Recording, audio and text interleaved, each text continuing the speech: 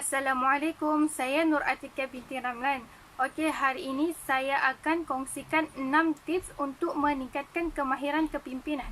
Kemahiran kepimpinan memainkan peranan yang besar dalam perkembangan kerjaya seseorang dalam sesebuah organisasi. Terdapat beberapa tips kemahiran kepimpinan yang teras dianggap sebagai ciri penting untuk membantu seorang pemimpin menjadi pemimpin yang lebih baik. Okey, tips yang pertama, berfikir secara kritis. Anda perlu menjadi seorang pemimpin yang mempunyai daya berfikir yang kritis dan anda perlu memikirkan segala kemungkinan yang bakal berlaku. Selain itu, sebagai pemimpin, anda mampu menyediakan banyak perancangan untuk masa hadapan dan mampu menyelesaikan masalah dengan pelbagai kaedah.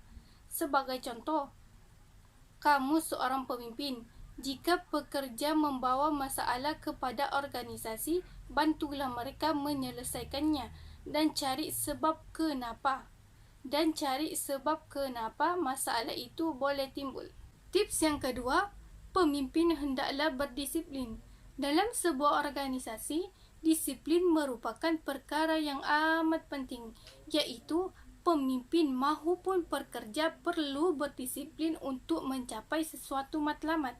Walaupun mempunyai visi, misi, matlamat dan idea yang baik, ia tidak berguna jika tiadanya sifat disiplin pada diri seseorang. Sebagai contoh, organisasi kita ingin membuat perancangan perniagaan untuk menarik pelabur. Pada masa itu, syarikat kita mempunyai banyak idea untuk merancang perniagaan, tetapi kita tidak mempunyai sifat disiplin untuk memastikan segala idea berjalan dengan lancar. Ketika tiba masanya untuk mengemukakan proposal, kita tidak dapat menjelaskan objektif dengan tepat kepada para pelabur dan hasilnya para pelabur menolak cadangan tersebut. Untuk menjadi pemimpin yang baik, anda perlu berdisiplin dan memastikan orang lain dalam organisasi pun turut berdisiplin, kerana seorang pemimpin adalah sebagai contoh teladan kepada pekerjanya. Tips yang ketiga, mengambil inisiatif. Kita sebagai seorang pemimpin perlu sentiasa mengambil inisiatif untuk membawa perubahan dan peningkatan kepada sesebuah organisasi. Itulah sebabnya penting untuk kita menjadi sukarelawan untuk menjadi seorang pemimpin dalam memikul lebih banyak tanggungjawab semasa berada di atas.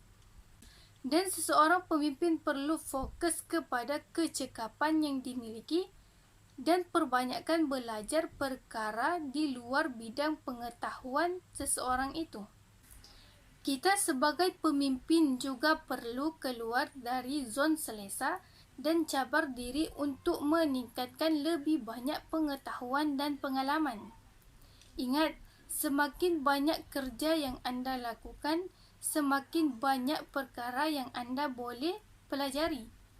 Dengan mempelajari lebih banyak perkara dan memikul lebih banyak tanggungjawab, akhirnya akan membantu anda menjalankan tugas dan menjadi peranan pemimpin di tempat kerja dengan baik. Selain itu, orang lain akan lebih mudah menerima anda sebagai seorang pemimpin kerana anda berani untuk mengambil inisiatif, sentiasa belajar dan menggunakan pengetahuan yang baru untuk membuat penambahbaikan sesuatu perkara. Tips yang keempat, mendengar dengan baik sesuatu masalah.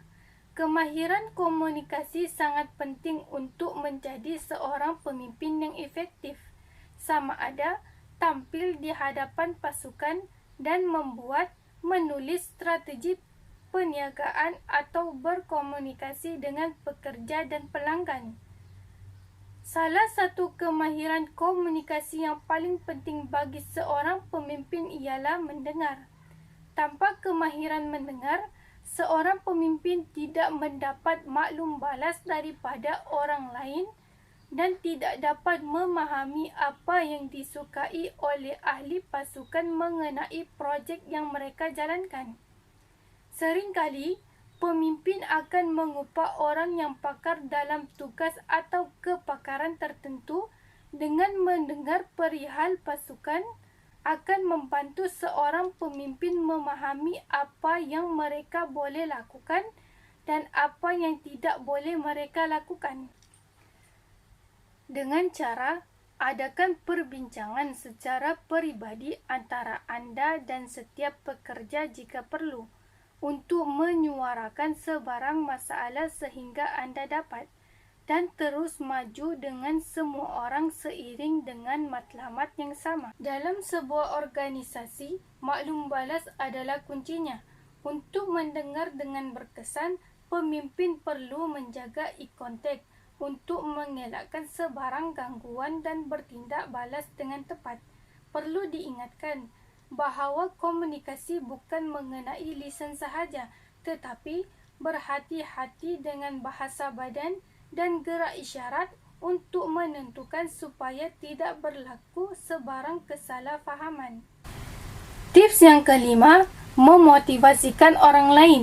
Pemimpin sejati harus mempengaruhi orang secara positif. Apabila pekerja atau rakan sekerja hilang semangat atau hilang minat mereka, seorang pemimpin sejati perlu memberi tenaga dan memotivasikan mereka. Bagaimana pemimpin memotivasikan pekerjanya? Yang pertama, mereka tahu apa yang orang perlukan dan mahukan.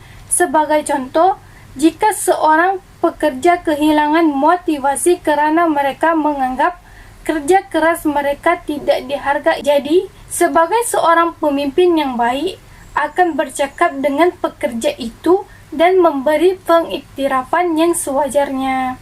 Kadang-kadang, seseorang yang kehilangan motivasi disebabkan mereka menghadapi kesukaran ataupun bosan melakukan tugas berulang kali yang sama ataupun kecewa kerana mereka tidak diminta untuk terlibat dalam sesuatu projek.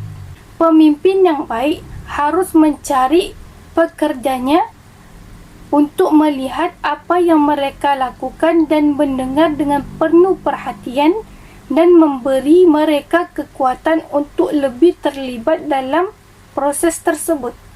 Dengan mewujudkan persekitaran kerja yang positif juga merupakan faktor pendorong utama. Selain itu, menetapkan ganjaran yang bakal diterima jika pekerja dapat mencapai penanda aras yang ditetapkan dengan memberi hadiah kecil agar mereka tahu bahawa mereka dihargai, seperti sasaran pelanggan baru mingguan atau memberi hadiah kepada mereka dengan belanja makan tengah hari dan memberi makanan ringan untuk membantu pekerja membuat suatu pekerjaan agar mereka mengetahui bahawa mereka dihargai.